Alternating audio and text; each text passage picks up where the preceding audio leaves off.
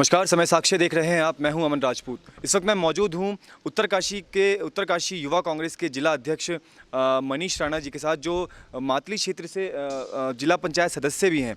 तो आज इनसे उत्तराखंड की राजनीति पे विशेष चर्चा करेंगे और जहां तक ये युवा कांग्रेस के जिला अध्यक्ष है तो युवा के मुद्दों को हम ज़्यादा इनसे युवाओं के मुद्दों पर ज़्यादा सवाल लेंगे। तो सर, स्वागत है आपका हमारे इस कार्यक्रम में। मैं धन्यवाद करना चाहता हूँ समय साक्ष्य के तमाम दर्शकों का, समय साक्ष्य की पूरी टीम का, कि आपने मुझे आमंत्रित किया, और सभी दर्शकों का मैं तहे दिल से धन्यवाद करता हूँ। आपने यूथ के मुद्दे पे जो बात कही कि यूथ के अध्यक्ष हैं और यूथ के प्रति आप क्या सोच रखते हैं। विगत कई समय से मैं एनएसयूआई का पूर्व में जिला अध्यक्ष रहा हूँ, आज वर्तमान में यूथ कांग्रेस का अध्यक्ष हूँ और जिला पंचायत सदस्य हूँ। हमने यूथ के मुद्दों को लेकर पहले भी लड़ाइयाँ लड़ी और आज भी लड़ाई लड़ रहे हैं। आज वर्तमान में जो चुनावी सरगर्मियाँ शुरू हुई हैं, इसमें आप देख रहे होंगे कि पहले की जो पूर्ववर्ती सरकार है, जो भाजपा की सरकार है, भाजपा की सरकार ने इन 5 सालों में इस गंगोत्री विधानसभा को, इस उत्तरकाशी को 5 साल पीछे करने का काम किया है। जिस विकास के क्रम में, जिस रोजगार के क्रम में, मैं अपने उन भाइयों को भी जानता हूं जिन भाइयों ने दिल्ली में और देहरादून में कोचिंग सेंटरों में कोचिंग कर के परेशान हो चुके हैं, पर सरकार ने इन 4-5 सालों में कोई विज्ञप्ति खोलने का काम नहीं किया है। आज वो अपने आप को बेरोजगार महसूस करते हुए इस जो निकम्मी भाजपा की सरकार है उसके खिलाफ खुलकर आ रहे हैं और वो कांग्रेस को मजबूत करके कांग्रेस को वोट देने का काम कर रहे हैं। युवा लोगों को अगर आप कहेंगे तो युवा जो कि पर्यटन के क्षेत्र में, ट्रैकिंग के क्षेत्र में अपने रोजगार को आगे बढ़ाने का काम करते हैं, सरकार ने उन युवाओं को भी उस रोजगार से दूर किया।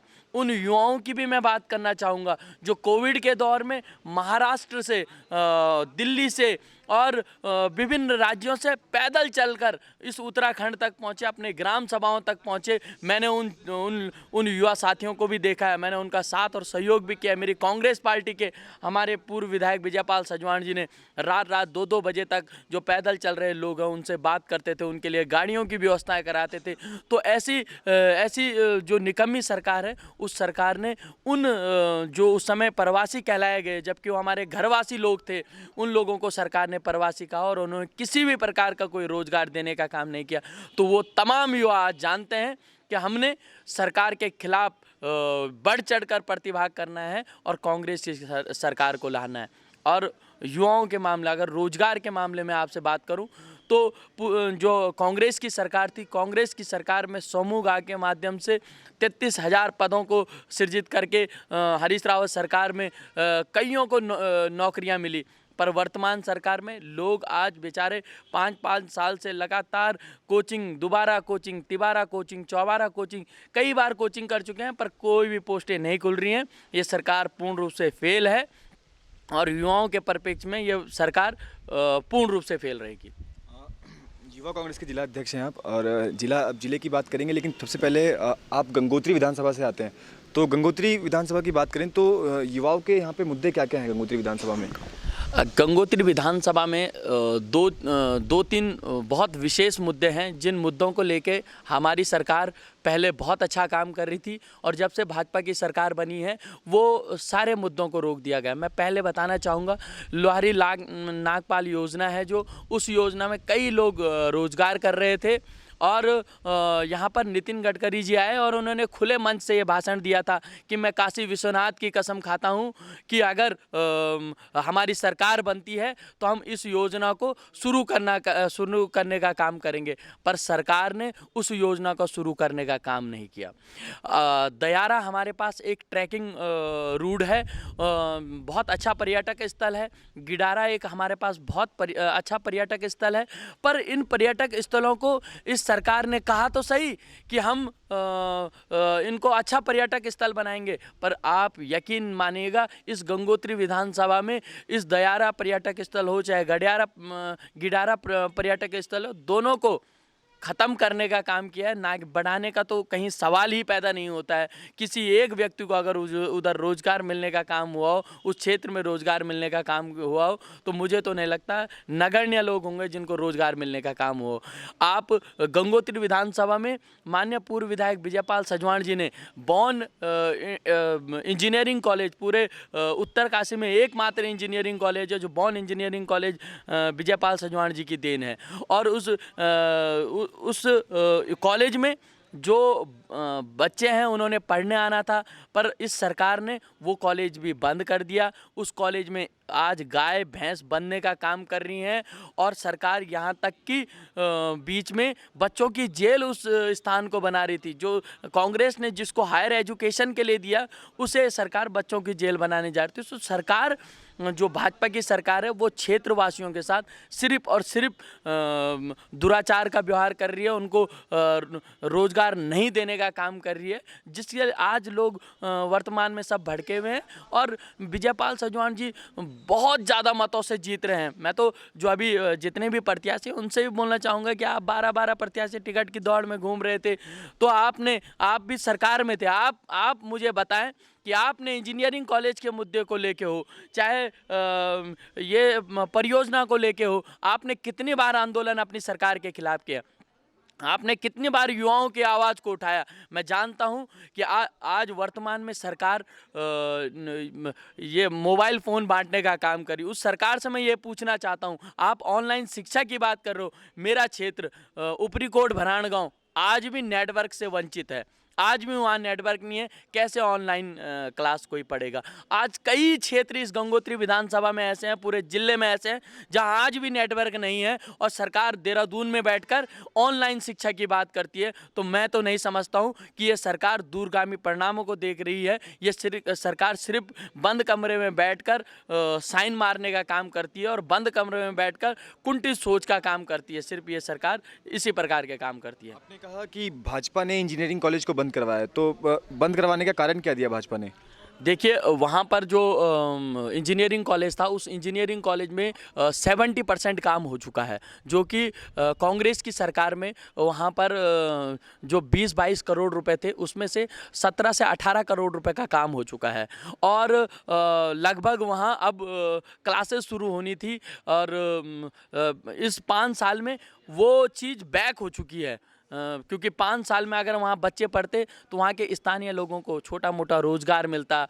वहाँ कुछ लोग जो स्थानीय लोग हैं उनको, चाहे वो रेडी ठेली लगाने का काम करें, चाहे सब्जी बेचने का काम करें, चाहे वो प्रेस वाले हों, चाहे वो दूध बेचने वाले हों, तमाम लोगों को, स्थानीय लोगों को रोज़गार मिलता। शिक्षा के क्षेत्र में उत्तरकाशी का व्यक्ति जो इंजीनियरिंग करने के लिए घुड़दौड़ी जा रहा है, जो इंजीनियरिंग करने के लिए देहरादून जा रहा है, जो दिल्ली जा रहा है, जो रुड़की जा रहा है, उस व्यक्ति को यहीं उत्तरकाशी में ही इंजीनियरिंग करने के लिए मिलता। पर सरकार इस प्रकार की सोच नहीं रखती है। सरकार ने युवाओं के प्रति कोई भी अच्छी सोच नहीं रखी, इसीलिए वो इंजीनियरिंग कॉलेज आज बंद पड़ा हुआ है। वहाँ गाय और भैंस बनने का काम हो रहा है। एक अच्छी सोच रखी है, पुष्कर सिंह धामी को ये मुख्यमंत्री ले आए और युवा नेतृत्व देने का वादा कर रहे हैं कि उत्तराखंड को हम युवा नेतृत्व दे रहे हैं, तो इस पर क्या कहना चाहेंगे आप? युवा नेतृत्व की आप अगर बात करें, युवा नेतृत्व हम भी कहते हैं, हम भी यूथ कांग्रेस के अध्यक्ष हैं, हम भी एक युवा सोच रखने वाले व्यक्ति हैं। परंतु अगर आप युवा सोच रखने के साथ साथ अगर आप युवाओं के लिए काम करते हैं तो ही आप युवा नेतृत्व की बात करें। अगर आपने युवाओं के लिए कोई सोच नहीं रखी, आपने अगर युवाओं के लिए कोई रोजगार देने का काम नहीं किया, अगर 4 सालों 5 सालों तक आपने सोया हुआ मुख्यमंत्री रखा, अगर आपने ऐसा मुख्यमंत्री रखा जो कि महिलाओं पर कटाक्ष करता हो, उनके वस्त्रों पर कटाक्ष करता हो, तो ऐसे अगर आपने मुख्यमंत्री रखे और अगर आप उसके बाद 2 महीने और 1 महीने के लिए ऐसा कोई घोषणा करने वाला मंत्री लिया हो जो सुबह भी और शाम को भी इतनी घोषणाएं कर दे जिनके जियो जारी ना हो, तो ऐसे मुख्यमंत्री को कोई युवा मुख्यमंत्री नहीं, ऐसे मुख्यमंत्री को फेंकू मुख्यमंत्री कहा जाएगा। ये मेरा कहना है और तमाम युवाओं का भी कहना है। युवाओं का कहना है। और जो इंजीनियरिंग कॉलेज पे मैं दोबारा लौटूंगा, इंजीनियरिंग कॉलेज में आपने कहा कि 19-20 करोड़ रुपए की लागत से वो बन चुका था, तो क्या जो पूर्व विधायक रह चुके थे उन्होंने कभी संज्ञान में नहीं लिया कि कॉलेज को दोबारा खुलवाना चाहिए था? मैं आपको बताना चाहूँगा, मेरे स्थानीय लोग जो बौन, पंजाला, जुगुल्डी और चिड़ाखोली के लोग हैं। हमने वहाँ पर धरना दिया, मेरे नेतृत्व में, माननीय पूर्व विधायक विजयपाल सजवाण जी के नेतृत्व में और जिला पंचायत के अध्यक्ष दीपक बिजलाण जी के नेतृत्व, जो कि यमुनोत्री के प्रत्याशी हैं, उनके नेतृत्व में हमने वहाँ पर 2 दिवसीय धरना दिया कि हमारे इस इंजीनियरिंग कॉलेज को शुरू किया जाए। एक शिष्टमंडल जो कि भाजपा कार्यालय में मैं भी मौजूद था, हम धन सिंह रावत जी को मिले। धन सिंह रावत जी ने कहा कि मैं 15 दिनों में 6 करोड़ रुपए आपको भेज रहा हूँ, इस कॉलेज के लिए भेज रहा हूँ। पर वो 6 करोड़ रुपए आज तक नहीं आए हैं और ये स्थिति है कि वो कॉलेज जस का तस पड़ा हुआ है। वहाँ के लोग आज भी आंदोलित हैं। दोबारा बात कभी नहीं की धन सिंह रावत से आपने? कई बार फ़ोन के माध्यम से बात की। माघ मेले में जिस दिन धन सिंह रावत जी आए थे, उस दिन ग्राम वासियों के द्वारा और मेरे ही, आप आज भी वो वीडियोस पड़े हुए हैं, मेरे ही माध्यम से हमने उनका घेराव करने का भी काम किया। उसके बाद उन्होंने कहा कि हम यहाँ पे कोई बच्चों की जेल करके बना रहे हैं और एक कमेटी वहाँ पर आई। उस समय भी मेरे क्षेत्रवासियों ने, मेरे ग्रामवासियों ने, हमने वहाँ पर ये धमकी दी कि हम जेल भरो आंदोलन तक करने को तैयार हैं और हम पूर्ण रूप से धरने पर बैठे रहे। लिहाजा सरकार को हमारे सामने झुकना पड़ा और सरकार वहाँ से वापस गई। तो हम लोग क्रांति, हमने, हमारे क्षेत्रवासियों ने वहाँ के इंजीनियरिंग कॉलेज के लिए वो ज़मीनें दी हैं और वहाँ पे इंजीनियरिंग कॉलेज ही बनेगा। शिक्षा के नाम पर उसको शिक्षा का हब ही बनाया जाएगा। इस 5वें चुनाव में, 5वें विधानसभा चुनाव में कांग्रेस कितने सीटों पे जीत रही है, पूरे उत्तराखंड की बात करें तो? मैं अगर आपको बताऊं तो वास्तविक रूप में जो हम तमाम युवा, क्योंकि मैं NSUI में भी पहले जिला अध्यक्ष रहा, यूथ कांग्रेस का भी जिला अध्यक्ष हूँ, वर्तमान में जिला पंचायत सदस्य हूँ। मेरी तमाम जिलों में बात हो रही है अपने सहयोगी साथियों से और तमाम लोग ये कह रहे हैं कि कांग्रेस पूरे उत्तराखंड में मजबूत है और हमें यकीन है कि कांग्रेस 50 से आगे की सीटें लाएगी, 50 से ज़्यादा सीटें लाएगी और पूर्ण रूप से बहुमत बनाकर सरकार बनाएगी। उत्तरकाशी में तो आप क्लीन स्वीप कर ही रहे हैं। जी बिल्कुल। तो जाते जाते आप हमारे दर्शकों को क्या संदेश देना चाहेंगे? मेरा तमाम दर्शकों से निवेदन है कि आने वाली जो 14 फरवरी को है, स्नेह और प्रेम के दिवस में आप सभी लोगों से निवेदन है कि आप सभी लोग वोट करने, अधिक से अधिक वोट करने जाएं और ग्राम सभाओं में, बूथ स्तर में आपसी मतभेदों को ना रखते हुए, विकास की एकमात्र सोच को रखते हुए कि आपके गंगोत्री, आपकी यमुनोत्री, आपके प्रोला विधानसभा के लिए कौन व्यक्ति विकासशील है, उस व्यक्ति को, जो कि ग्राम सभाओं में, गांव-गांव में, बूथ स्तर पर लोगों की मदद करते हैं, ऐसे लोग हमारे, ऐसे तमाम विधानसभाओं में ऐसे प्रत्याशी हैं और उन प्रत्याशियों के लिए मेरा आप सभी लोगों से निवेदन है कि आप हाथ के सामने का बटन दबाकर गंगोत्री से माननीय विजयपाल सजवाण जी को, यमुनोत्री से दीपक बिजलाण जी को और प्रोला से मालचंद जी को भारी से भारी मतों से विजयी बनाएं। जय हिंद, जय भारत, धन्यवाद। समय साक्षी से जुड़ने के लिए बहुत बहुत धन्यवाद। तो ये थे हमारे साथ मनीष राणा, जो कि जिला पंचायत सदस्य हैं मैथिली से और वर्तमान में उत्तरकाशी में युवा कांग्रेस के जिला अध्यक्ष हैं। तो फिलहाल के लिए इतना ही। मेरे सहयोगी राजेश पुरी के साथ समय साक्षी, उत्तरकाशी।